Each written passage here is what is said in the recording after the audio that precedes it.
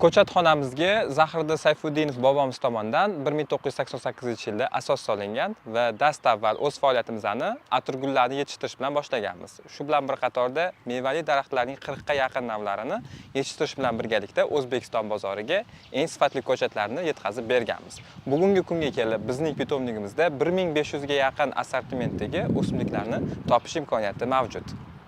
Mazkur xilma-xillik orasida siz turli xil shakldagi va rangdagi archalarni, shahar landshafti va xonadoningizni bezash uchun, qishki bog'larni bezash uchun ekish mumkin bo'lgan mazarali o'simliklarni, gullarni uchratishingiz mumkin. Undan tashqari 40 ga yaqin mevali daraxtlar va hali O'zbekistonda bunday seleksiyaga ega bo'lmagan, ya'ni 200 dan ortiq atirgul navlarini topishingiz mumkin. Bugun bo'lsa sizlarni so'nggi yillarda O'zbekistonda urfga aylangan o'zining noodatiy barglari, gullari, shu bilan bir qatorda go'zal, betakror chiroyi bilan mashhur bo'lgan o'simliklar va O'zbekistondagi eng qimmat archa bilan tanishtirib o'taman. Bilamizki, necha yillardan beri bahor faslini turistlar orziqib kutib, Yaponiya mamlakatiga sayohat qilishadi. Maqsad bo'lsa sakura gullarini tomosha qilish. Lekin O'zbekistonda ham sakuralarni tomosha qilish imkoniyati bor. Agar siz sakura o'simliklarini o'zingiz bog'ingizda chiroyli bo'lib, ko'rkam bo'lib ochilishini istasangiz, bizning ko'chatxonamizda mana shu ko'chatlarni chiroyli gullaganiga guvoh bo'lishingiz mumkin. Bu ko'rib turganimiz sakura o'simliklari, ya'ni mana shunaqangi yoyilib o'sadigan. Bu nav bizaga chet el mamlakatlardan keltirilgan va bahor oyida mana shunaqangi betakror gullari bilan sizni bog'ingizni bezaydi. Sakuralarning asosiy fishkasi, ya'ni bu ularning gullari. Bular gullab bo'lgandan keyin hech qanday hosil bermaydi. Hosil bersa ham hosillarni tutib qolmaydi. Shunchaki bahor oyida bularning chiroyli gullariga ishqiboz bo'lib, bog'bonlar bog'iga ekadi va sakuralarimizda aynan mana shu turlari osilib o'sganligi sababli balandligi uncha baland bo'lmaydi. Siz o'zingiz xohlagan balandlikka yetishtirib, o'sha joydan payvand qilingan bo'ladi. Ya'ni hozir biz ko'rib turgan sakuralarimiz bo'yi 3-3,5 metr tashkil etadi. Va bu sakuralarimizda hech qanday hid chiqarmaydi, shunchaki o'zining chiroyli ko'rinishini beradi. Va buning ranglaridan insonning kayfiyati oshadi va gullari sizni bog'ingizda 20-25 kun davomida bezab turadi.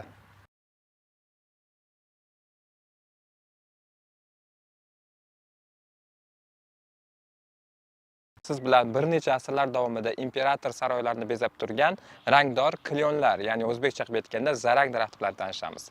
Ushbu o'simliklar aytib o'tganimdek necha asrlar davomida Yapon imperatorlar saroyini bezab turgan va o'zining chiroyli, yorqin rangli barglari va jimjimadorligi bilan har doim bog'i eng chiroyli nuqtasiga aylangan.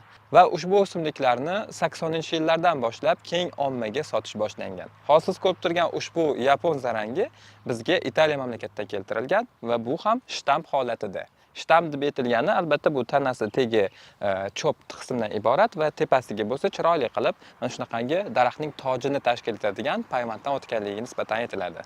Ushbu klyonlar, ya'ni zaranglar O'zbekistonda oxirgi yillarda juda ham trendga aylanib ketdi. Sababi esa ko'rib turibsiz.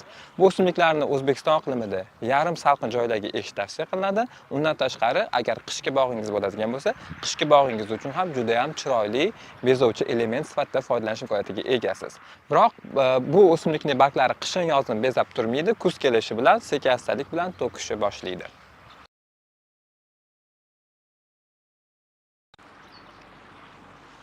Bir qarashda lola daraxti deb ko'z oldiga keladigan ushbu o'simlik magnoliya o'simligi hisoblanadi. Magnoliya o'simligini ikki xil katta oilasi bor. Bittasi doim yashil, ikkinchisi bo'lsa meni yonimda turgan chiroyli barg to'quvchi navlari. Ushbu ko'rib turgan magnoliyalarimiz bahor elchisi hisoblanadi. Qaysiki manzarali o'simliklar orasida. Sababi ushbu magnoliyalar fevral oyining oxiridan boshlab bunchalashni boshlaydi va gullarini mart oyida taqdim etadi. Ushbu o'simligimizning gullari juda ham shirin iforli bo'ladi va bundan tashqari buni oq, sariq, pushti rangliklari ham mavjud. Va bu magnoliyalarimizdan navlardan kelib chiqib, gullarining ham ifori, hidi o'zgacha. Ulardan haqiqiy ekzotik tabiatda hidi keladi. Va ushbu magnoliyalarni biz O'zbekiston iqlimida bemalol parvarishlashimiz mumkin.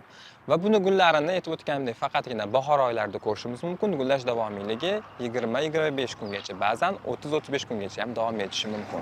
Agar siz magnoliyalarni chiroyli ko'rinishda saqlab yetishtirishni xohlaydigan bo'lsangiz, ularni to'g'ridan-to'g'ri quyosh tushadigan joylarga ekishingiz mumkin. Agar siz O'zbekistonning janubiy viloyatida istiqomat qiladigan bo'lsangiz, siz bularni yarim soy hududlarga ekishingizni tavsiya qilaman.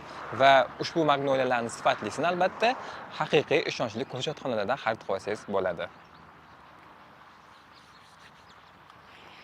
Va albatta landshaftimiz archalarsiz mukammal bo'lmaydi. Shu sababli sizlar bilan hozir trendga aylangan manzarali archa, ya'ni kiparis arizonskiy archasi haqida gaplashamiz.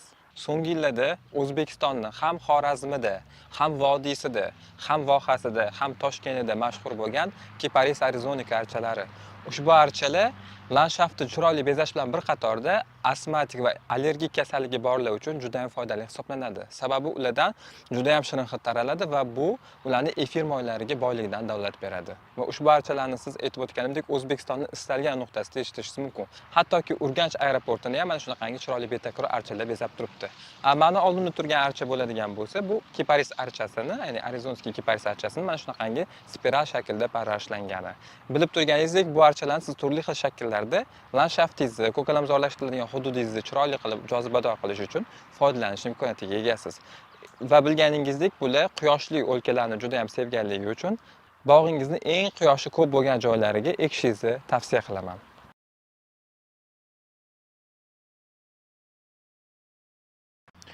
Agar bog'ingizda yetarli salqin, namlik bo'ladigan bo'lsa, azaliya o'simliklari siz amringizga muntazir. Azaliya o'simliklari bizni iqlimimizni uncha xushlamaydi. Shu sababli imkon qadar namlik yuqori va salqin bo'lgan joylarda yetishtirish tavsiya qilinadi. Shu bilan bir qatorda ushbu azaliyalar nordon tuproqni xushlaganligi sababli har doim ularni ekishdan oldin yeri nordonlashtirish tavsiya etiladi. Va bu ishlar albatta maxsus to'rflar yordamida amalga oshiriladi. Azaliyalarning gullash davri aslida fevral oyiga to'g'ri keladi, lekin chet eldan yangi keltirilgan azaliyalar biroz kech muddatda, ya'ni mart yoki aprel oyida ham gullashi mumkin. Va bu o'simliklarning ham ikkita katta oilasi mavjud, ya'ni barg to'quvchi va doim yashillari. Sizlar bilan hozir ko'rib turganimiz bu doim yashil azaliya hisoblanadi. Va bog'ingizni chiroyli ko'rkam bo'lishini xohlasangiz, gullaydigan o'simliklardan to'g'ri foydalanishingiz kerak bo'ladi.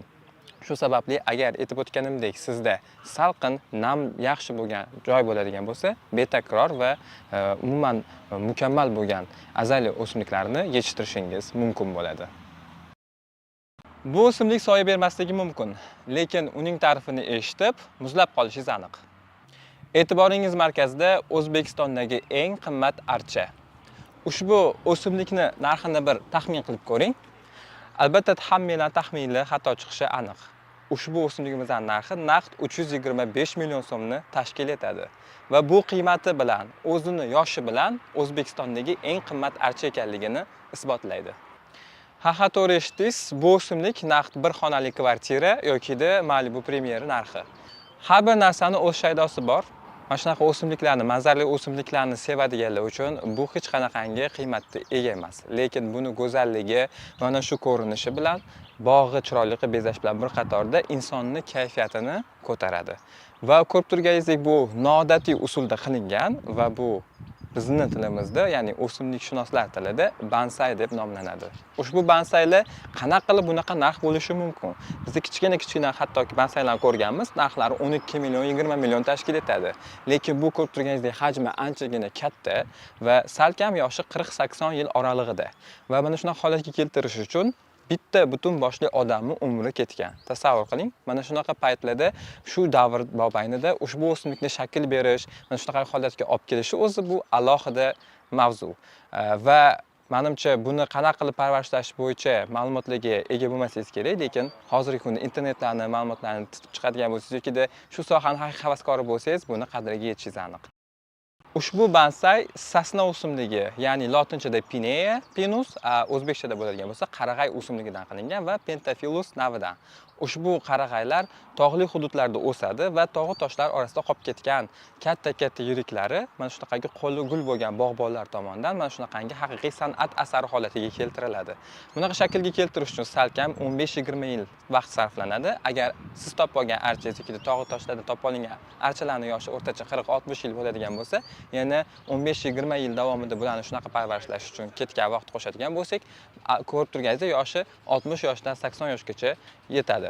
Va bularni bunaqa shakl keltirish uchun qalin bo'lgan simlar va mana shu archalarni parvarishlovchi bog'bonlardan yuksak malaka talab etadi. Mana shunaqangi yuksak malaka va o'zini yoshi, mehnatini qo'shganda shunaqangi qimmat bo'lgan narxlar kelib chiqadi. Buguncha sizlarga yetkazib bermoqchi bo'lgan ma'lumotlarim shulardan iborat edi. O'ylaymanki, sizlarga juda ham foydali bo'ldi. Sizlar agar shunaqa o'simliklar dunyosiga qiziqadigan bo'lsanglar, bog' aro yana ko'rishguncha xayr deb